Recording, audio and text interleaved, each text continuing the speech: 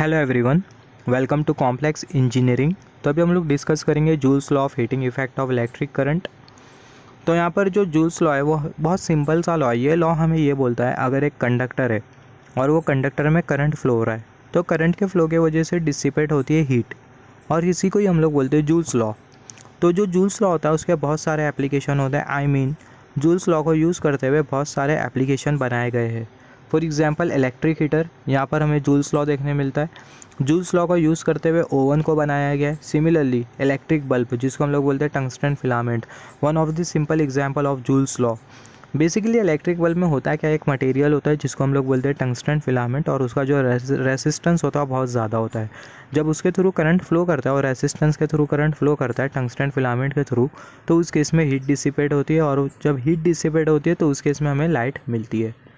तो जो joules law उसको समझने के लिए यहाँ पर हमने कंसीडर किया ये है कंडक्टर के अक्रॉस हमने प्रोवाइड किया वी पोटेंशियल डिफरेंस, जिसके वजह से कंडक्टर में फ्लो होता है आई करंट टी टाइम के लिए, और ये कंडक्टर का रेसिस्टेंस आर होता है।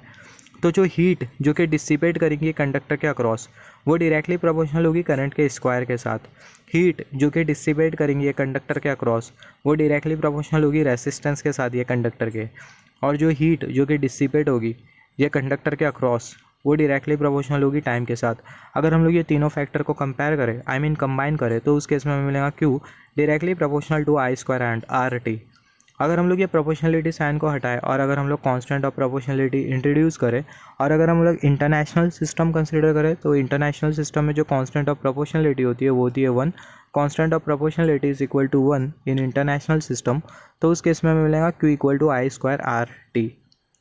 सिमिलरली अगर यूनिट हीट की अगर कैलोरी होती है, तो उस केस में हम लोग यूज़ करते एक constant of proportionality 1 divided by जे।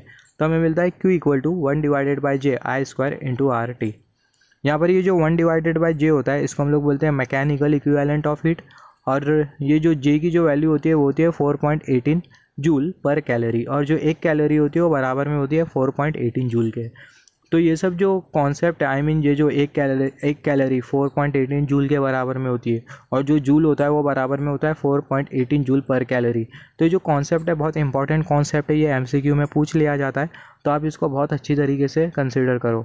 क्योंकि अगर MCQ में अगर ऐसा पूछ लिया जाता है, अगर आपको कोई चीज़ की अगर कोई फिजिकल क्वांटिटी या आपको यूनिट अगर पूछ ली जाती है, तो जो यूनिट याद रखना बहुत डिफ़िकल्ट होता है, तो आप इसको बहुत अच्छी तरीके से याद करो ये यूनिट्स को।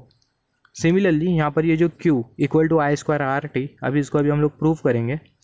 तो यहाँ पर हमने पता है जो करंट होता है वो क्या होता है। Current is the rate of flow of charge from the cross sectional area with respect to unit time. Current का मतलब ये होता है charge flow from cross sectional area in unit time. I equal to Q divided by T, Q equal to I into T.